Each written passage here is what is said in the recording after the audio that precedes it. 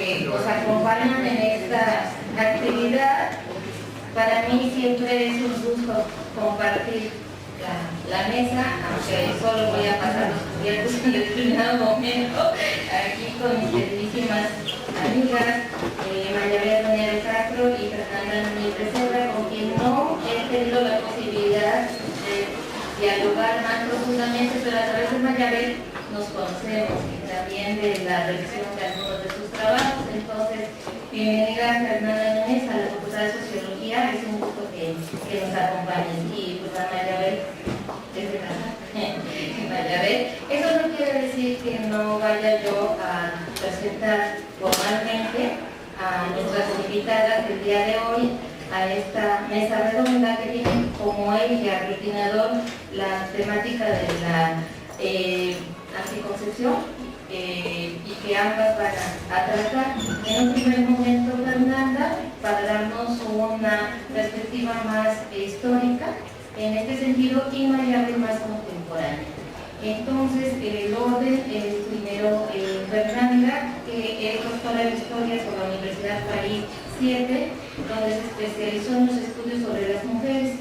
Se ha interesado en las escrituras de las prácticas y representaciones sociales de las mujeres en la historia de México y ha trabajado temas relacionados con la percepción médica del cuerpo femenino, su sexualidad y enfermedades en los siglos XVIII, del siglo XVIII al XX.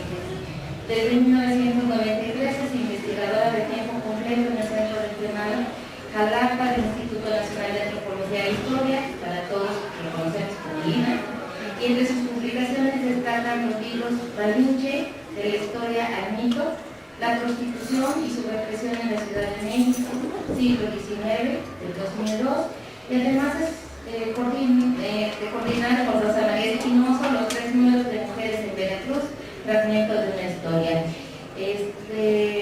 Fernanda es practicante de yoga. Y me dice que a quien más, que come muy rico porque quien cocina es su compañero, y que ella es solo su pinche y que a veces ni siquiera le sale muy bien esto. Entonces, esos son algunos de los elementos que también constituyen nuestras personalidades que hoy tenemos aquí. Son académicas, son muy rigurosas, pero también tienen esta otra faceta que nos permite entenderlas como personas que somos todos en este devenir. Entonces, Fernanda, muchísimas gracias y tenemos el placer de escucharte. Muchísimas gracias a ustedes que están aquí, a la facultad que me invitó, a mi estimada Mayabel, por venir esta mañana a charlar con ustedes sobre un tema que desde hace tiempo nos parece a ambas fundamental. A mí, sobre todo, que como ya oyeron, me dedico a la historia de las mujeres y de su sexualidad. Recuerdo que te conté, Mayabel, mi azoro, porque los y las chicas modernas no tomaban anticonceptivos como mi generación, que los tomábamos a puntos y que nunca nos cayeron mal, ¿no? O mi sorpresa al ver que en el salón que me tocó dar clases aquí en esta universidad, hace no mucho, había 4 muchachos que se habían embarazado sin desearlo y habían tenido ya a sus bebés. Algunos desde la prepa, lo que por supuesto pues les había complicado mucho la vida.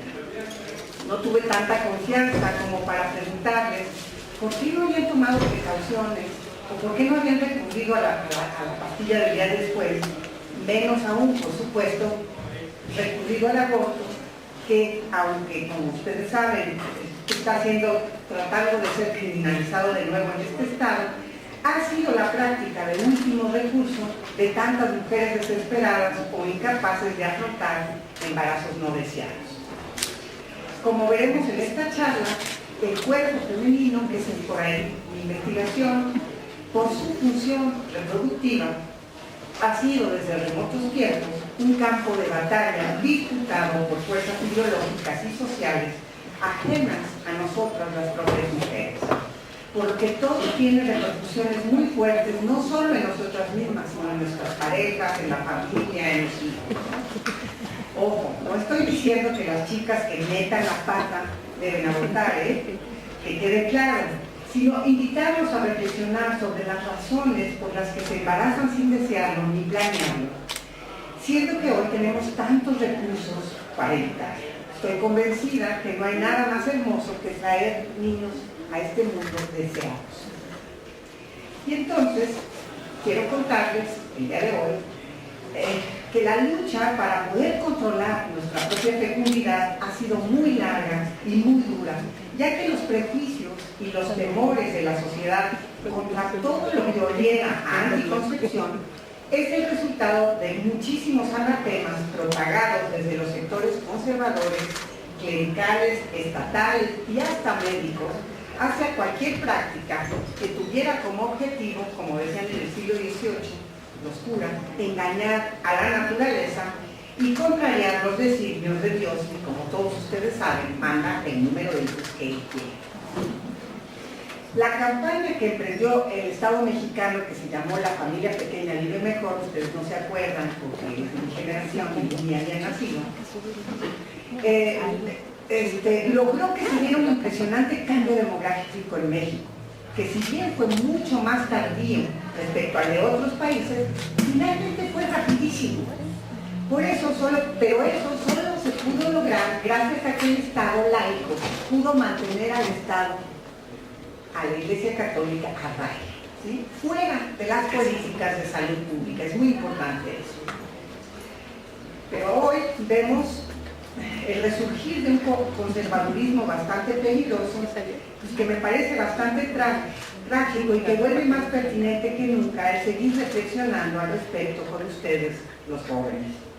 Pues desde finales del siglo XIX, la Iglesia, apoyada obviamente por las oligarquías locales, ha luchado ferozmente contra todas las reformas que el liberalismo intentó aplicar para constreñir la acción de la Iglesia al ámbito de lo privado. Así se posicionó la Iglesia claramente en contra de todos los cambios sociales que la modernidad fue generando y cómo fue el lugar de las mujeres en la sociedad. Lo preocupante de esta historia es que los avances en materia sexual pueden revertirse de un momento a otro.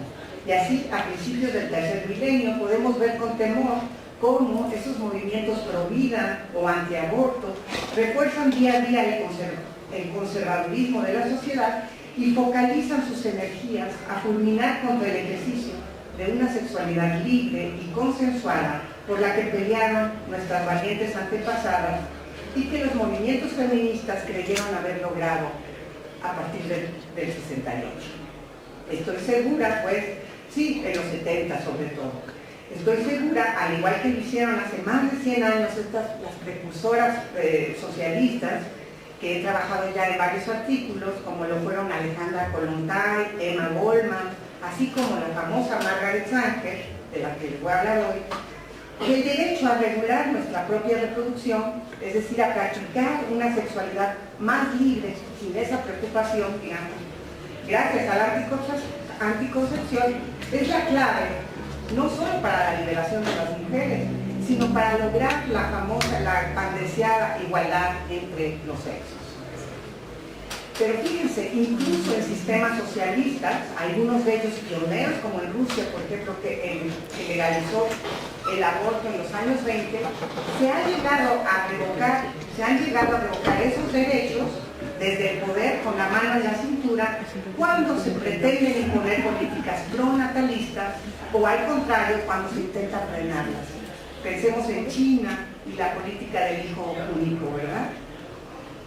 Bueno, aquí yo sí quería regresarme un poquito atrás en el tiempo para contarles que todas las poblaciones hasta la época contemporánea se rigieron por lo que se llama un régimen demográfico antiguo, de tipo antiguo. Seguramente ustedes ya saben que se caracterizó por una mortalidad extremadamente alta, acompañada por una natalidad igualmente elevada, ¿sí? Con una esperanza de vida corta, lo que dio como resultado que solo 1 de cada 2 niños nacidos llegara a la adolescencia.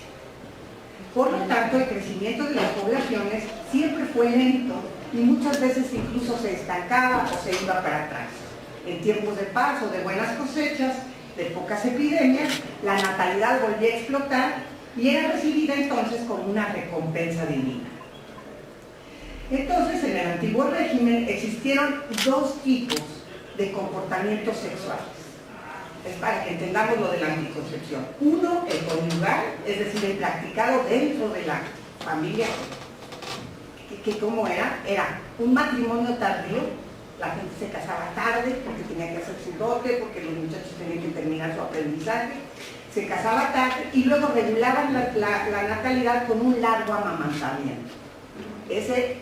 Así se regía este régimen conyugal. Pero había otro extraconyugal, es decir, antes o fuera del matrimonio, y sería en ese sector extraconyugal en donde se practicaría una cierta contracepción. Ahí las mujeres, muy pocas en realidad, recurrirían al aborto, era muy peligroso, pues casi no recurrían a él, o al infanticidio, o al abandono del niño. Como ustedes saben, había muchas instituciones, María Vela ha trabajado, que se especializaron en eso. Pero sobre todo, lo que sucedía eran partos clandestinos y paternidades falsas, disimulando esas paternidades extrañas al núcleo familiar, ¿no? Los famosos entenados, bueno, la historia de los ahijados. Los procedimientos anticonceptivos conocidos desde la antigüedad, como fueron las esponjas embebidas en vinagre, había condones de tripa de borrego, pero todos esos solo serían practicados en ese sector extraconyugal, ¿sí? Sin olvidar, obviamente, que el método más utilizado desde remotos tiempos ha sido el famoso coitus interruptus, o crimen de Onán, como lo llamó la Biblia, para referirse a esa práctica de Onán de rehusar fecundar a la viuda de su hermano, que en el siglo XIX fue bautizado como onanismo conyugal. Me encanta la palabra. Aunque siempre la Iglesia Católica introdujo bastante angustia y bastante miedo entre los fieles contradictores, ¿verdad? O sea, que lo practicarían, provocando que muy pocas parejas se atrevieran a recurrir a esas prácticas que siempre les fueron presentadas como abominables o pecaminosas.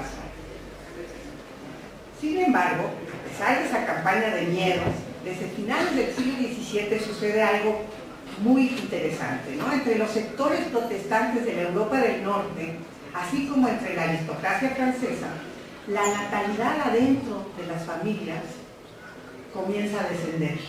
Y eso solamente se pudo lograr gracias a la práctica consciente de la anticoncepción, es decir, del coitus interruptus.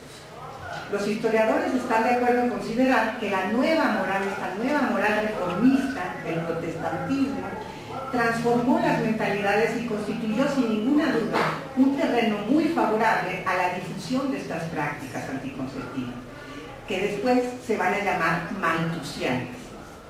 Aquí cabe recordar el rol fundamental de la educación, ya que la elevación del nivel cultural ha sido una de las primeras condiciones necesarias para la autonomía intelectual de las mujeres y que propicia pues la difusión de métodos anticonceptivos con la pareja, ¿no?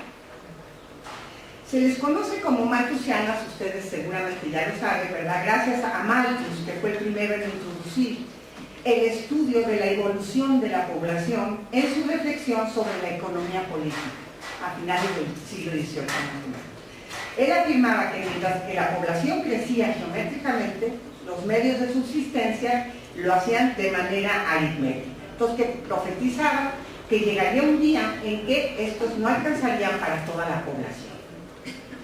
El método que Malthus propone para acabar con el pauperismo, que era la preocupación de entonces, de finales del siglo XVIII, era limitar los nacimientos, pero sobre todo entre ese sector de la población, decía él, el popular, dominado por un vigoroso apetito sexual. Siempre decían, es que los hombres son animales, ¿no? Entonces, él decía, hay que forzar a las parejas a casarse más tarde, a no tener relaciones sexuales antes del matrimonio y muy pocas a lo largo de él. Por suerte, otros reformistas sociales pensaban que lo que había que cambiar más bien eran las estructuras sociales para acabar con la pobreza.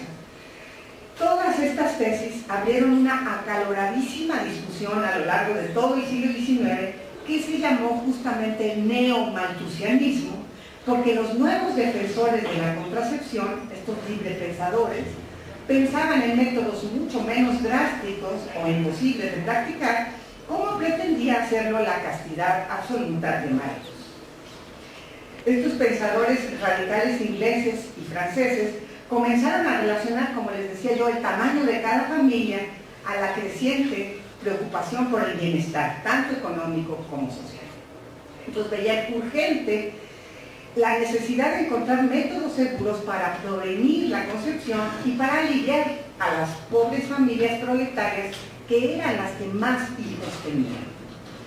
Ahorita no me da tiempo de contar, la otra vez fue la plática que di, no saben la cantidad de bibliografía que escribieron para convencer al público que no era vergonzoso recurrir a medios preventivos, que no hacían daño a la salud, que no deterioraban la delicadeza de la mujer, porque desde ahí siempre la que se cuida es prostituta, va esa relación, se fijan que viene de antaño. Entonces, esa literatura, toda esa literatura se distribuyó gratuitamente, sobre todo en los sectores proletarios, y en grandes cantidades, hasta que en la década de los 70 del siglo XIX, fíjense, justamente cuando las potencias europeas se lanzan a la nueva conquista del mundo, colonizando África y Asia, para lo que se necesitaban muchos soldados, y la revolución industrial necesitando cada vez más obreros, se desata una represión feroz contra toda esa propaganda neomalthusiana, ¿sí?, asimilada a la pornografía y a la obscenidad. ¿Así? Entonces empiezan a perseguir a escritores, periódicos, libros y todas las tiendas y las boutiques que vendían muchos productos con fines anticonceptivos. Y al igual que en Inglaterra, llega esa ola o esa campaña de legislar la moral pública a Estados Unidos. Y hay una ley que se llama Comstock en honor al censor evangélico que la pensó y que la llevó a la práctica. Así obsesivo, como un cruzado, ¿no? Empieza a aplicar severamente castigos a todos los defensores y a todos los difusores de esas ideas, dando lugar a famosos juicios que luego se convirtieron en ejemplares, en los que participaron estas famosas que ya les conté, como Margaret Sanger o Emma Goldman, y lo que lograba era al revés, ¿no?, como hacer más propaganda y más gente se acercaba a ellos para preguntar y para saber.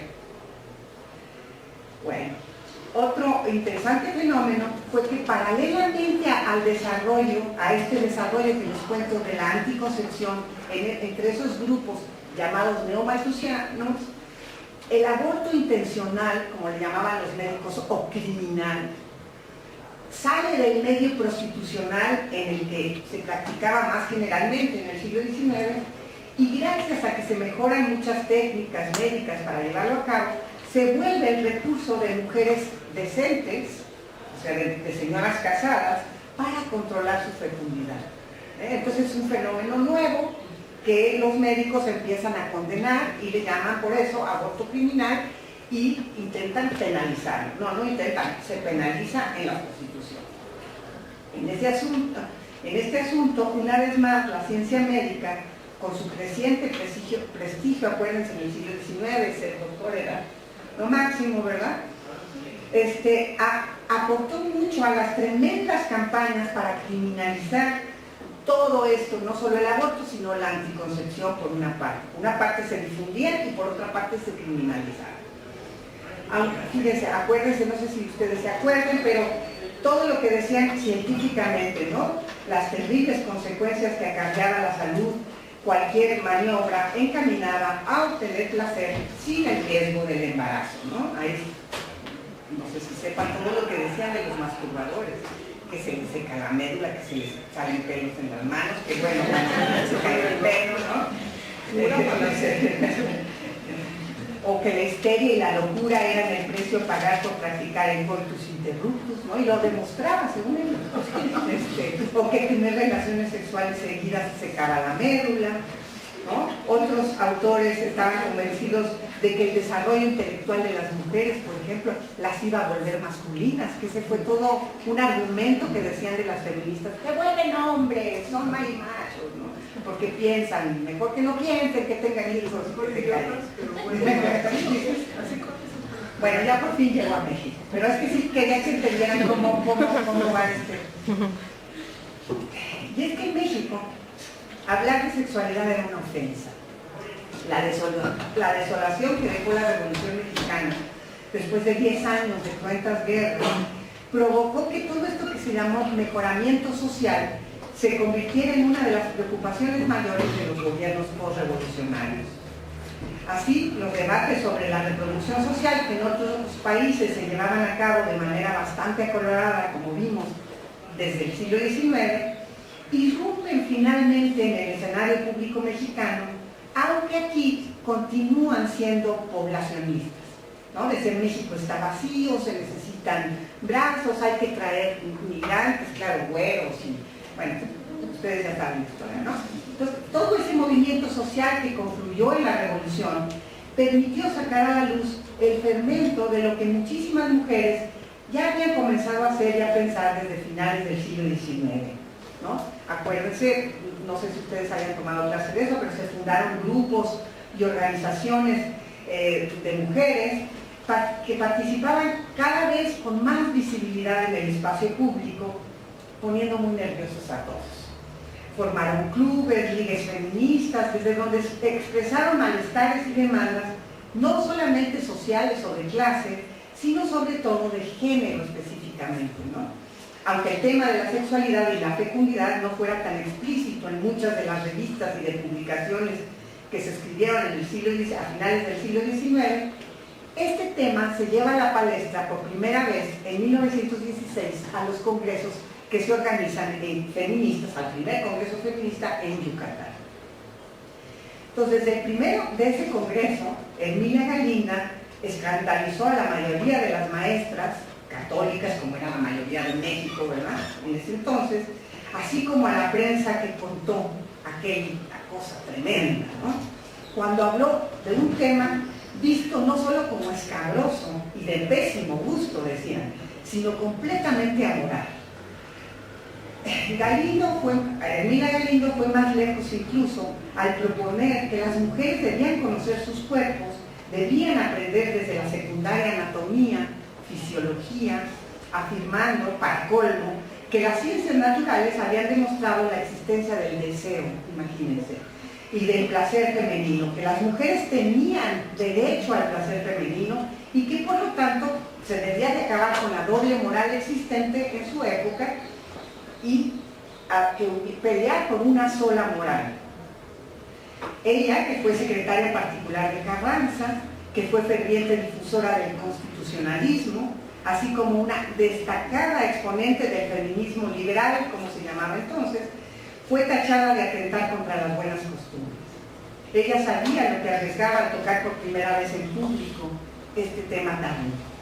Y sin embargo, vuelve a la carga defendiendo sus mismos planteamientos en el segundo congreso feminista que se lleva a cabo ese mismo año. Y de nuevo fue tildada de inmoral y de algo horrible, de ser, es una propagadora del amor libre. Porque si se acuerdan, también en esa época había ya bastantes comunas en Estados Unidos tratando de difundir el amor libre, porque decían el matrimonio, decía ella, es una esclavitud. Entonces tenemos que ser libres. Bien bonito cuando lo leemos las utopías en aquel. Por supuesto, Galindo defendió también el derecho de las mujeres a controlar su fecundidad. Ella fue la primera que luchó por el sufragio femenino.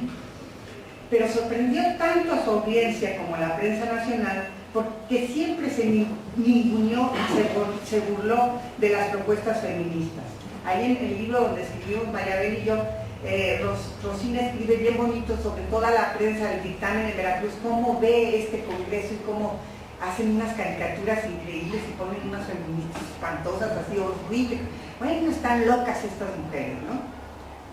Y eso que entonces ellas no cuestionaban el lugar de la mujer en el hogar.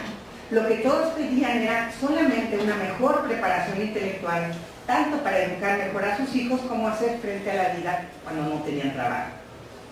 Y es que ni la revolución había logrado cambiar esa mentalidad de las mayorías, esa mentalidad patriarcal, ¿verdad? Bueno, y también ayudada por la Iglesia Católica, que se encargó de fulminar anatemas en contra de todas esas prácticas y supo movilizar muy bien a las católicas decentes que llevaron a cabo una cruzada entre las mujeres más pobres contra las prácticas anticonceptivas, contra los gobiernos de izquierda y contra esas medidas anticlericales en todos los estados en donde se había ganado, como fue Veracruz, ¿verdad? Fue justamente el éxito de este movimiento católico la causa que esgrimieron durante tanto tiempo los políticos para no otorgar el voto a las mujeres. Decían, es que les va a decir el cura por quién votar. Entonces fue en Yucatán donde Elvia Carrillo Puerto difundió este tema, el tema de la anticoncepción, en las campañas de regeneración moral que su hermano, el gobernador, llevó a cabo para alfabetizar, para acabar con las drogas, para acabar con el alcoholismo, para acabar con la prostitución, a pesar del escándalo, pero peor que en el DF, que supuso para la sociedad yucateca, ¿no? Entonces decían cosas que todos sabemos, que eran las pobres, que eran las indígenas, las que traían 10 o 12 hijos al mundo, lo que hacía que estuvieran siempre cansadas, lo que las enfermaba, lo que las mataba, dejando tanto niño huérfano, ¿no? Entonces pensaban que era imprescindible convencer a las mujeres pobres de que el control de la natalidad no significaba fomentar la prostitución, una vez más, que siempre va juntos, ¿se fijan? Y para apoyar esta campaña, el gobierno yucateco tradujo y publicó el panfleto que se llamó La Brújula del Hogar, la regulación de la natalidad, medios seguros y científicos para evitar la concepción, escrito por la feminista norteamericana, de la que ya les hablé, Margaret Sanger. Ese folleto se difundió ampliamente en Yucatán. Ella había nacido, Sanger nació en Estados Unidos, en el seno de una familia irlandesa muy pobre, y vio a su mamá morir de tuberculosis y de cáncer cérvico-uterino a los 51 años, tras 18 embarazos y 11 hijos vivos. Esto marcó de por vida a Sanger y la condujo a ser enfermera partera y a formar parte de las visitadoras que atendían a las mujeres en los barrios más pobres de Nueva York. Fue perseguida y fue condenada por esa ley que les conté, Comstock, en diversas ocasiones, simplemente por distribuir propaganda anticoncepcionista para que las mujeres pobres pudieran tener acceso a la información y lograran prevenir tantos embarazos no deseados, decía ella, condición imprescindible para que pudieran mejorar sus vidas. La Brújula del Hogar es un folletito que me encontré en la Biblioteca de México, de apenas 14 páginas, pero me pareció súper importante porque finalmente saca a la luz pública mexicana lo que seguramente ya se practicaba en el espacio privado e íntimo de muchas parejas, pero de las clases acomodadas, porque como lo afirma su autora desde el principio, las mujeres con recursos eran las que menos hijos tenían, ya que podían tener acceso a la información o a las cosas que se vendían anticonceptivas.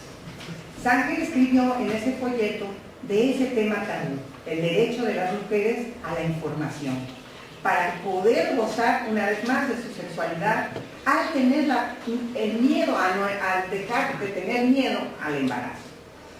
Afirmó categóricamente que ningún niño no deseado debía nacer.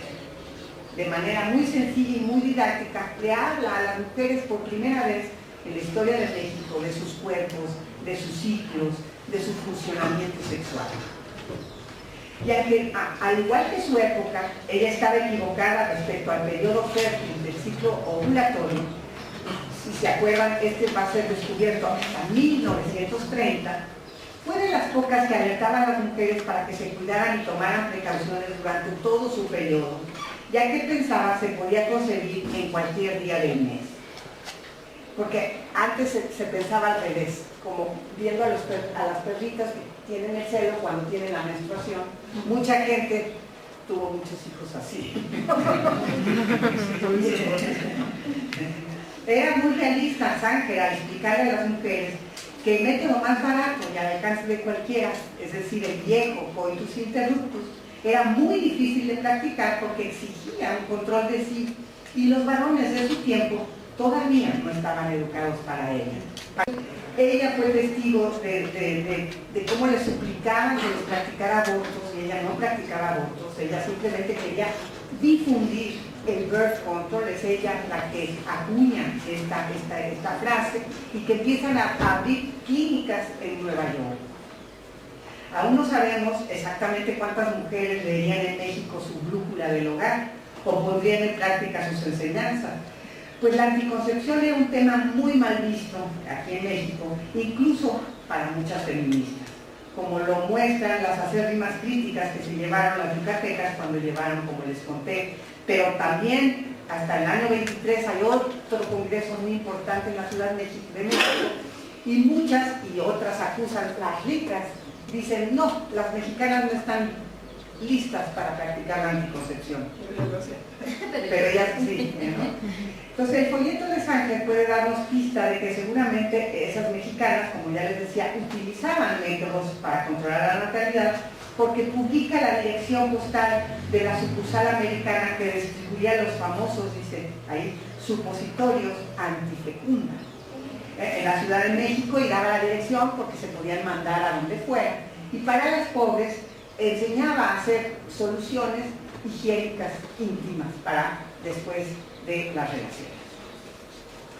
Entonces, entre 24 y 28, el presidente Calles, ya en México, abre 3 dispensarios para mujeres pobres embarazadas y manda publicar 200,000 ejemplares de la brújula del hogar. Entonces estamos seguras que también en ese sector empezaron a difundirse estas ideas, pero más bajita la mano, sin hacer escándalo, ¿verdad?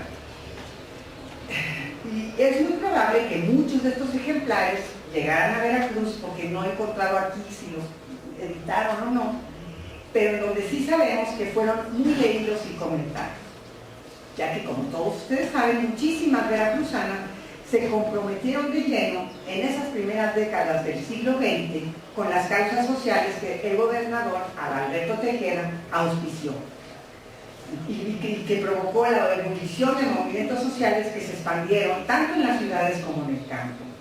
Si sabemos, por ejemplo, que Carmen Aguilar, María Luisa Sarmiento, Rosa Toral, las que acompañaron a Úrsulo Galván en su gira por el Estado, organizando al proletariado rural, fomentando la creación de ligas femeniles agrarias, o sea, dentro de la gran liga agraria, ligas femeniles, y que brotaron estas a lo largo de todo el Estado, y es ahí en donde se difundió la famosa brújula del hogar. Entonces también, acuérdense, en este momento se trata de disminuir la influencia de la Iglesia, que dominaba a las grandes capas de desposeídos de la sociedad, decía el gobernador Tejeda, ¿no? Entonces su cruzada contra el clero a través de campañas desfanatizadoras se volvió, con Calles como presidente, política nacional, y si bien formó parte del proceso postrevolucionario, provocó un rechazo increíble entre la sociedad católica, ¿verdad? Entonces que se organizaron y que formaron aguerridos grupos de damas católicas, que le digo a Mayabel, que ella que tiene alumnos, la saga que estudia, porque yo no he encontrado nada y se me hace muy interesante estos grupos, ¿verdad? Cuya acción en Veracruz falta aún por ser estudiada.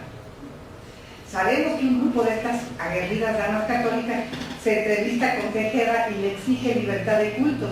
Y le dice Tejeda, ¿cuál libertad de cultos? ¿De cuáles otros cultos? Es decir, católicos no, dice, las iglesias tienen que ser bibliotecas, y o sea, es súper avanzado, ¿verdad? Bueno, la aguerrida feminista tlacotalpeña, que nuestra amiga trabaja tan bonito, nuestra amiga común, Rosina Espinosa, que se llama Salomé Carranza, que era de Tlacotalpan, escribe claramente en contra de la mala influencia que ejercía la religión en las mujeres, dice. Escribe al periódico de Hermila Galindo, que se llamaba La Mujer Moderna, y le dice eso justamente: el matrimonio es una esclavitud, pero las tlacotalpeñas pues las invitan a México y se van a México a escribir con... Esta historia es muy bonita, está en nuestro libro de Ana. Y como Salomé fueron en su mayoría maestras y obreras las que apoyaron firmemente las políticas de izquierda de Tejeda.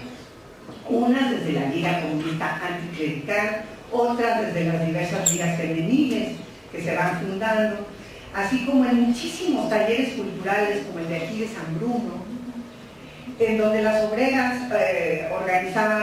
se organizaban en las fábricas, ¿no? Y desde ese lugar es donde el folleto de Márgara Sánchez fue difundido y leído en voz alta, bastante interesante, ¿no? Pero fíjense, cuando el presidente Cárdenas, años después, ya estamos en 34, trata de introducir el aprendizaje de la educación sexual para los jóvenes de ambos sexos en las escuelas, muy consciente de que el conocimiento de las funciones corporales podía ayudar a frenar el grave problema de los embarazos adolescentes no deseados, las fuerzas conservadoras reaccionarias con la Iglesia Católica detrás, pero esa unión de padres de familia que todavía sigue bien fuerte ahorita, indignadísimas lo impidieron. Bueno, voy a cerrar mi plática simplemente recordando que justamente fue contra esa supuesta inmoralidad implícita que había atrás del control de natalidad y para hacer contrapeso a todas estas ideas modernas, revolucionarias que se propagaban por todo México, la razón por la que por primera vez en México se celebra el Día de las Madres, el 10 de mayo de 1922, orquestado por el periódico Excelsior. Y sabemos que fuera de la Ciudad de México, en donde el aborto se ha despenalizado, las mujeres con recursos pueden practicárselos como método anticonceptivo de último recurso, sin ningún peligro, con médicos particulares, mientras que la pobreza, la ignorancia, la miseria intelectual, lo que decía Mañabel al periodista, la violencia intrafamiliar de las mayorías, impide que las adolescentes de escasos recursos tengan acceso tanto a información sexual como al aborto en buenas condiciones. Muchas gracias. Es un placer compartir con Mañabel también. Voy a ver si leo. Sí. Está bien, mira, sí.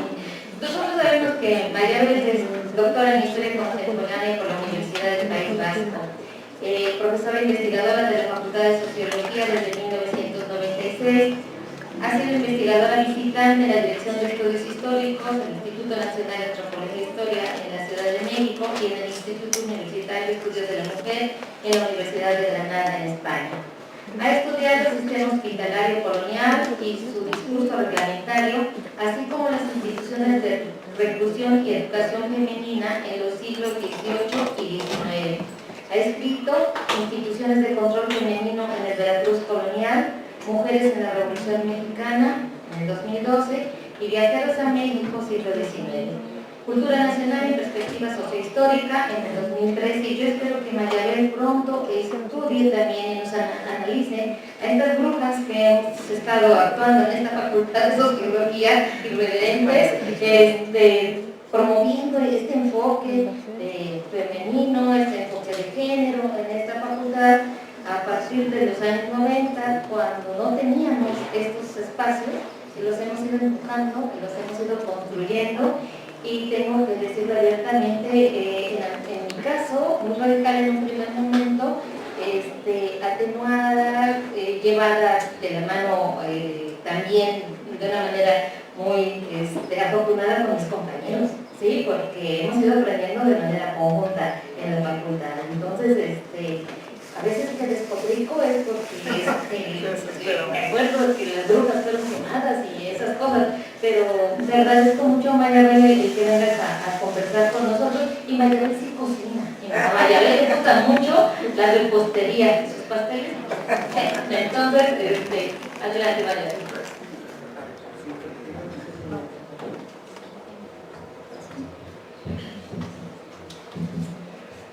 Bueno, buenas tardes a todos, es un gusto estar acá, además de con amigos del corazón, etc. No sino porque chillamos de emoción. Bueno, la idea, como lo dijo la maestra Mirna al inicio, es que en este momento la doctora Fernández hiciera la perspectiva histórica, las primeras décadas del siglo XX, y bueno, toda la perspectiva del siglo XIX, y yo me enfocara más hacia la contemporaneidad. ¿Por qué?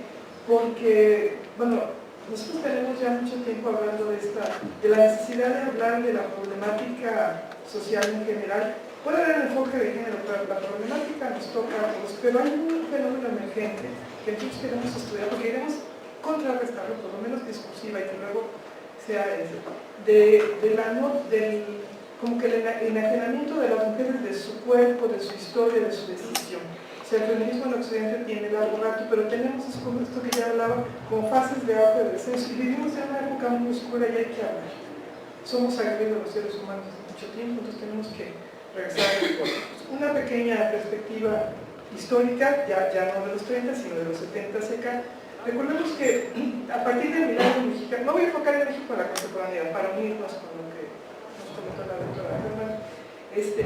Hacia los años 70 se hace en México la primera ley de población, pero esto está enmarcado en las transformaciones sociohistóricas de México, que a lo mejor ahora nos parece lejano, pero que en ese tiempo estaba enmarcado en uno que se llamó el Estado benefactor, es decir, el crecimiento de las empresas estatales, un proyecto económico que no tiene nada que ver con el de ahora, que después, como vemos acá, a un estado de bienestar que se va forjando a la posguerra, le sucede, después de los milagros de, como dijo ayer el compañero, de los horrores de diciembre, le instalan, que es un eufemismo, ¿no? Pero bueno, lo que conocemos como el régimen neoliberal y el adelgazamiento del Estado. Eso hace que más o menos a partir de 80 y sobre todo los 90 haya una transformación en la economía mexicana, haya una modificación en los mercados de trabajo, y eso pues, modifica el trabajo de hombres y mujeres, pero específicamente visto el trabajo femenino, esto tiene sus particularidades, ¿no?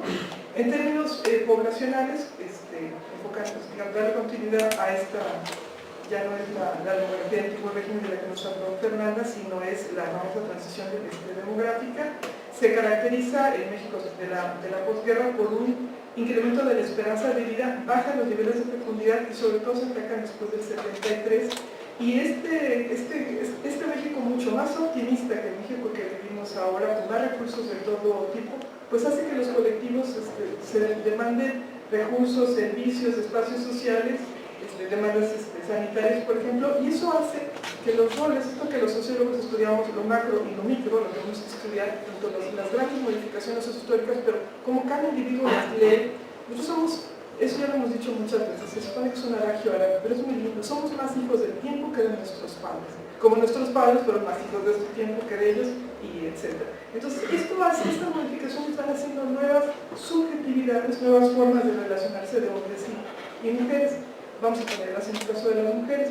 Voy a poner algunos datos como para dar contexto. El mundo, los seres humanos, la sociedad, nos vemos a unos ritmos muy distintos. Aquí hay dos fechas, por ejemplo, las primeras demandas de las feministas de Europa, etcétera, fue el acceso al voto. Mis alumnos pusieron hace poco un blog sardónico que decía, las feministas de antes eran unas educadas, pedían el voto, ahora nos pedimos que no nos maten, que no nos violen, que no nos violen, ¿no? Fíjense, por ejemplo, en estas sociedades que hablaba Fernanda, de las protestantes del norte, se consigue la ciudadanía, el acceso al voto a principios del siglo XX, en 1906. En México se da en 1953, después de un debate muy acalorado, del que ya nos habló un poquito Fernanda. O sea, hay unos desniveles, por no hablar de otras bienes sociales, ¿no? Otros datos que nos hablan de esta reflexión en femenino es toda esa reflexión filosófica del feminismo occidental, que lo podemos enfocar a través de la famosa frase de Simone de Beauvoir: no se nace mujer, o sea, ser mujer, como lo entendemos, no es un condicionamiento biológico de nacer con el sexo femenino, sino es toda una construcción social que nos ubica en la discusión de lo que ahora conocemos como el género. El género está construido sobre el dato biológico del sexo, pero va mucho más allá, es una construcción sociocultural. Entonces, más o menos en los 50 es que se hace esta reflexión. En el 52, la ONU, ya estamos en esta posguerra, impulsa la Convención sobre los Derechos Políticos de la Mujer, que digamos, empieza a poner en la palestra esa enorme desigualdad entre los colectivos femenino y masculino. En 1952, y esto ya es la primera vez que se comercializa la píldora anticonceptiva. Ya se venía trabajando, incluso Sanger con el doctor Pincus hay toda una discusión muy interesante. O sea, hay un recurso, la contracepción, la anticoncepción tiene como dos grandes formas de actuar. Uno de los métodos de barrera, impedir la fecundación de los espermatozoides, por medio de los condones, los diafragmas, los espermicidas que modifican ahí la cuestión química.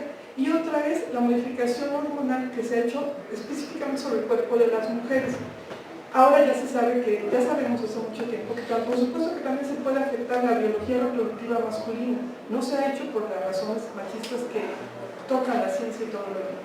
Hace poquito acaba de salir una información de que ya está más o menos accesible la forma química de que los hombres puedan atender su propia parte del cuerpo. Pero bueno, esto que algunos han marcado como la píldora que genera toda una revolución cultural y sexual, algunas estudiosas como Sharkey, por ejemplo, ¿no? lo han estudiado en Estados Unidos y en otras partes, que modificó machistamente esta dinámica. Pero bueno, es otra historia muy interesante, pero lo marcamos aquí como la fecha donde ya hay esta posibilidad, como decía Fer, de tomar una pastilla e incidir sobre la biología de la reproducción femenina. En los años 70, que se genera la primera ley de población, es una década donde la ONU desarrolla en varios espacios mundiales la discusión sobre las condiciones de vida de las mujeres. Es en el 75 que se hace en la Ciudad de México, por primera vez se organiza la conmemoración del Año Internacional de la Mujer, que todo género de historia es parecida al descrédito, la ridiculización. El machismo tiene mucho miedo de estas discusiones. Entonces, una de las formas de atacar la discusión de las mujeres es la discusión frontal, pero otra es la burla soterrada. ¡Ay, qué ridículas, qué absurdas, etc.! Entonces, bueno, eso es algo que hay que decir. Entonces, estos años 70 son muy interesantes en estos sentidos de la discusión de estas problemáticas sociales en general y femeniles en particular. En los 70, como tenemos aquí, es que se da todo este cambio en la política demográfica mexicana que desde el siglo XIX se había movido bajo otros principios, ¿no? Desde la colonia, o sea, desde el siglo XVI hasta el siglo XIX-XX, siempre se pensó que había como escasez de brazos. Lo ya nos explicó la Fernanda, ¿no? Entonces, por un lado se quería incrementar el número de población, pero no cualquier población, porque ya sabemos en México somos muy clasistas y racistas, entonces la población indígena siempre se ha considerado de otras formas. Una de las, todavía a la fecha seguimos usando esta horrible frase de que hay que blanquear la raza como si se considerase que alejarse de la raíz indígena nos acercaría a otra cuestión. Pero bueno, sí, no, todavía, bueno, ya no voy a... que luego vamos a seguir, no sé, me veo mal y nadie me entiende, pero bueno. En el 70, en el 73 específicamente, por primera vez se cambia la visión demográfica. Se dice, ya no necesitamos, ahí en consonancia con esta visión neomalthusiana del profesor Rofer, se dice que hay una explosión demográfica y de que si la población mexicana sigue creciendo como lo había hecho, va a haber una escasez de recursos. O sea, todo el principio neomalthusiano. Los sociólogos lo tenemos que saber con toda claridad. Entonces, desde el Estado se hace una campaña muy eficaz, muy interesante, muy amplia, como es el Estado de ese momento, de por un lado dar información, por otro lado dar recursos y tratar de expandir los recursos anticonceptivos de ese momento a la mayor cantidad de gente posible, con los resultados diversos. Pero bueno, una de ellas fue, recuperando lo que dijo Fer, tratar de darle a estos asuntos de la anticoncepción, de quitarles el estigma de ser algo sucio, indecente, inmoral, y de unirlo con la cuestión poblacional. El famoso lema, que la gente que somos medio viejillas no conocemos, la familia pequeña vive mejor, fue un eslogan que en ese momento se expandió. Entonces, este asunto de hablar de anticoncepción, de control natalito, fíjense, si en los 50 ya había el en los 70 ya hay otros recursos. Entonces, se trata de modificar la cultura, ¿no? la ideología, la manera como se concibe eso. Este gran ciclo de atención estatal amplia, gratuita, a partir de, por ejemplo, las agencias de salud, el IMSS, el Seguro Social, el ISSSTE y todos, la consulta de anticoncepción la tenía la población abierta, ¿no?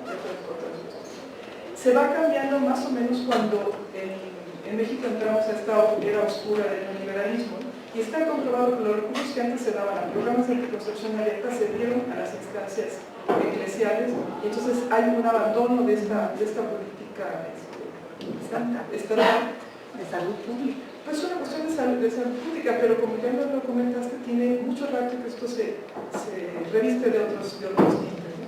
Entonces, ahora lo que vemos ahí, hay un abandono de estas políticas y hay algo que voy a llamar natalismo neoliberal, ¿no? Y la emergencia de fenómenos muy preocupantes como la maternidad, algunos le llaman adolescente, otros le llaman juvenil, pero realmente tenemos que llamar también maternidades infantiles. Cuando una niña de 14 años tiene un hijo, eso es una aberración, pero es una maternidad infantil.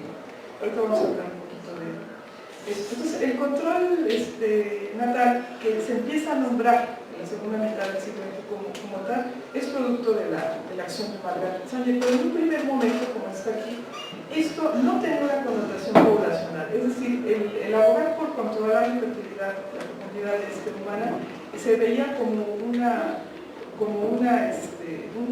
necesidad de las mujeres de controlar su propio cuerpo, su propia vida, de acceder al placer sexual disociado de la reproducción. Después de este proceso que comentó Fernanda, y de todo el efecto del conservadurismo mexicano en las mujeres, las damas presentes católicas, que son muy militantes y muy aguerridas, están afiliadas al PAN, por ejemplo.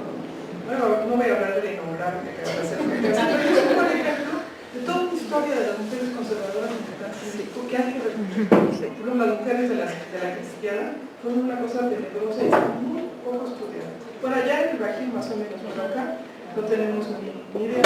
Entonces, aquí empieza este apoyo del Estado mexicano a través de esta impresión de la brújula del hogar, de repartirlo en algunas oficinas del registro público, en algunas organizaciones políticas, pero de manera muy timorata. La reacción conservadora fue feroz, como lo ves. Pero hace un tiempo, hacia los 70, una vez que el Estado toma en sus manos el uso de esta política pública, vemos un descenso en la fecundidad muy importante, ¿no? De una fecundidad de las familias grandes, le digo a mis alumnos, imagínense usted a su tatarabuelo cuántos hermanos tuvo, su abuelito, de qué tamaño tiene la familia, y usted cuántos hermanos tiene. Es decir, es algo que está muy cercano a nuestra experiencia. Decir, por ejemplo, una tasa como esta, creo que la vamos a desglosar, el tamaño de la familia mexicana actual y el tamaño de la de hace 2 generaciones ha tenido un cambio muy importante. Una reducción de tasa, como Fernando lo ha dicho, reducir una tasa de este tamaño es un producto muy importante. Aquí hay algunos indicadores para dar cuenta de esto. Mientras que en el 76 las mujeres en edad fértil que usaban algún recurso anticonceptivo en la población urbana era del 42% frente a un 14% de la población rural, que siempre tiene otro ritmo, otro pensum, ¿no? Al 99, ahorita estamos cerca del 80% de las mujeres adultas en edad fértil que usan algún recurso anticonceptivo, que cambia por edades, pero bueno, frente a un 54% de la población rural. Pero imagínense qué cambio, o sea, bajar esta tasa es un resultado político, técnico, económico, pero sobre todo cultural. Eso es una cosa muy interesante que hay que decir. Entonces, estos programas gubernamentales en marcha desde la década de los 70 han hecho esta modificación. Aquí hay un desglose del tránsito, ¿no? Si se dan cuenta, en la categoría mujeres unidas en edad fértil nos da para discutir mucho, pero bueno, si gustan después lo desglosamos. Entonces, digamos que una tercera parte en la década de los 70 a 3/4 partes que actualmente pues, se está moviendo el número de usuarios, pues es una cuestión interesante. A pesar de esto, sigue habiendo fenómenos de no control o no de decisión sobre la capacidad reproductiva que analizamos en el caso de las mujeres, aunque el embarazo se hace por participación muy entusiasta de ambas partes, el resultado del embarazo se focaliza decía un amigo mío, eso de que la paloma tuvo que ver con la concepción de María, solo se lo tomaron en cuenta ella. Acá la paloma no existe, o sea, el embarazo se da entre 2 personas, ¿no? Pero las maternidades más la maternidad a partir del cuerpo de las mujeres es otra cuestión, ¿no? Este efecto tan importante en la fecundidad tiene sus correlatos sociales, ¿no? Estos son algunos de los casos. Los cambios en la fecundidad que tienen que ver, como dijimos primero, en la diferente acción de las mujeres en el campo social, en el incremento del trabajo digamos, extradoméstico de las mujeres, en los cambios en la convivialidad en México, en los cambios en la resiliencia del rural urbano. México somos un país eminentemente urbano desde hace ya 3 décadas, y eso es muy interesante, y nunca lo diré de poco. Cambios, si las feministas tenemos algunos 2 siglos por lo menos hablando de estas cuestiones, yo siempre he dicho, antiprofesores se los decía, el varón, ¿qué piensa? O sea, si tenemos un mundo polarizado en blanco y negro, y la mujer que empezamos a pensar en negro, que siempre nos han dicho, el blanco de los hombres, ¿qué onda? O sea, es decir, la reflexión de la masculinidad se da por otras vías, tiene otros tiempos, pero es muy urgente, ¿no? Yo tengo la enorme oportunidad de tener muy buenos amigos que me han compartido cosas muy íntimas de su penso, pero falta que esto sea una discusión. O sea, a la reflexión y a la acción, a veces como dicen, la muy radical de las mujeres, la reacción masculina ha sido de un machismo exacerbado. Justamente se están tocando niveles de privilegio a todos niveles, económicos, políticos, sexuales. Pero el otro tipo de reflexión, ¿dónde está? Esa es una cuestión muy, muy interesante, que bueno, hay que seguir viendo. Sí, por supuesto, me decía la reportera Serra, que la vasectomía ha crecido, sí, por supuesto, pero ha crecido un 2% y la de las mujeres ha crecido a un 85%. O sea, hay que hablar de esta disparidad. Y como mis queridos alumnos son de Icon Future, les traigo unas infografías para acabar, para hablar de este fenómeno que queremos enfatizar, ¿no? Los embarazos en la población juvenil en México, ¿qué características tienen? Entonces, lo que ven los científicos, voy a comentar 2 grandes tendencias. La maternidad en México tiene 2 grandes tendencias. Una es la reducción del número de hijos por mujeres, los cambios en la conformación tradicional de la familia. La familia nuclear en México hace mucho es un mito, creo que se mueve entre 35 y 37% de todas las familias en México que responde al esquema nuclear de papá, mamá, niños. ¿Cuánto? 37%, 99%. De ahí hay las conformaciones de los hogares más bajito, ¿no? Hay una buena cantidad de mujeres en México que son de jefatura femenina, ¿no? Un 30% de las mujeres llevan a cabo su maternidad de manera aislada, ¿no? Son muy poquitos los hombres que llevan a cabo la maternidad aislada, pues hay muchas más madres solteras que padres solteros, eso lo sabemos. Hay una tendencia también en la que las mujeres, lo que decía Fernanda, está comprobadísimo que aumenta el nivel de escolaridad de las mujeres, y esto está probado. Las que estudian la secundaria, eso, las que estudian preparatoria, ¿no? O sea, hay una correspondencia en todas las sociedades de a mayor educación de las mujeres, más participación económica, una participación política distinta y la reducción planificada del número de hijos. Eso está muy... Entonces, la participación de las mujeres en la época de crisis, la participación de las mujeres en el mercado laboral va en ascenso, eso disminuye también que tengan hijos o que tengan cierto número de hijos por familia. Entonces tenemos 2 tendencias así muy interesantes, ¿no? Por un lado, mujeres que retrasan su fecundidad, como decía Fer, y que disminuyen el número de hijos, pero por otro lado tenemos un fenómeno emergente que es el embarazo adolescente. Las chicas que se embarazan en la secundaria, solitas, tienen efectos muy fuertes en el mantenimiento de su trayectoria escolar, y afectan de manera muy fuertemente su proyecto de vida, pero también, ya que los sociólogos somos las sociólogas somos muy intelectuales, pero también en un fenómeno como el que estamos diciendo ahora, ¿no? O sea, un fenómeno que se ha incrementado más del 200% según sus estudiosos como Claudio Stern, el embarazo adolescente y juvenil. Es una realidad incremento del embarazo en ese grupo de edad. También tiene que ver con la discusión sobre proyectos de vida. Es decir, chicas que tienen o no tienen acceso a escolarización, chicas cuya perspectiva de empleo existe o no existe, chicas de familias de tales características, chicas de campo, chicas de ciudad, a veces, como ya lo ven acá, el embarazo no se decide, a veces es producto de violación, una buena cantidad de embarazos de chicas jovencitas son producto de violación en su familia, es una cosa brutal, ¿sí? Pero también tiene que ver, eso hay que decirlo, o sea, muchos de estos embarazos son por no, el bajo uso de los recursos anticonceptivos, el no hablar estas cuestiones con la pareja, porque si le digo en la primera ocasión, muchos de los embarazos de eso se hacen en la primera relación. Si se dan cuenta, el uso de los métodos anticonceptivos en la primera y en la última relación son muy bajos. Aquí se dice. El hecho de no hablar, por ejemplo, de que en la primera relación se usa un recurso anticonceptivo tiene esta connotación de indecencia. Entonces, esta es una cuestión que hay que decir, pero también, a ver si me voy a explicar, el aceptar ser madre de chicas muy jóvenes también puede leerse de una manera muy compleja que yo mismo estoy trabajando con los materiales que tengo que seguir investigando, como el cancelar otro tipo de futuro y como abrogarse el futuro de la maternidad que está como muy socialmente cobijada, por decirlo así. Incluso se ha investigado población de chicas de condiciones de vida muy deprimidas en la ciudad, que ser madres las empodera, cosa que para mi generación es como decir, es una antítesis, ¿no?, en términos sociales, pero existe. Entonces el fenómeno social siempre existe a pesar de nosotros y nos impele a pensar de manera distinta. Entonces, bueno, aquí hay una visión de esta problemática. Miren el efecto educativo, por ejemplo, ¿no?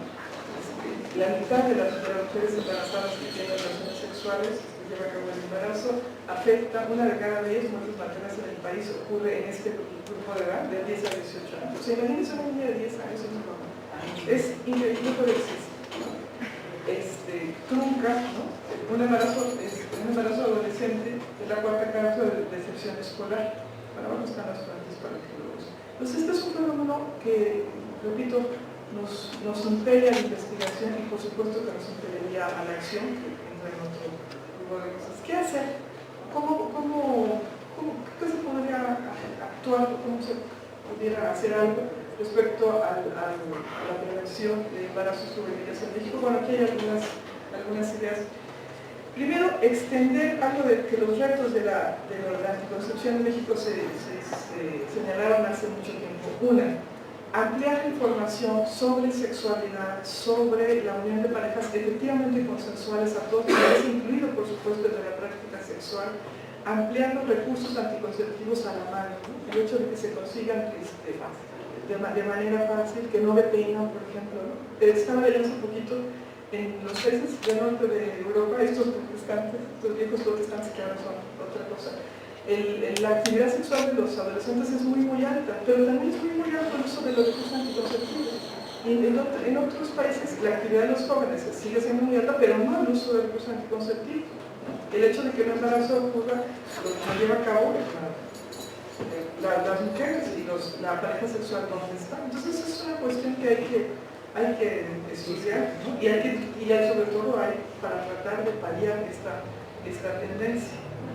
Entonces, bueno, aquí hay otros asuntos. Bueno, esto voy a como eso porque es un sitio.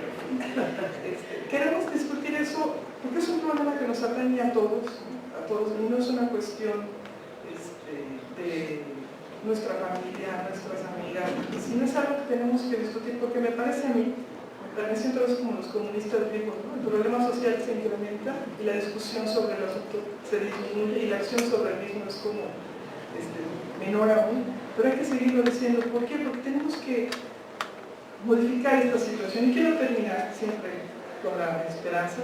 Nuestro querido Gramsci decía el pesimismo de la inteligencia, pero el optimismo de la voluntad, con una cita de hay que medir la cantidad exacta del futuro que se puede introducir en el presente respecto a esta problema. Muchas gracias.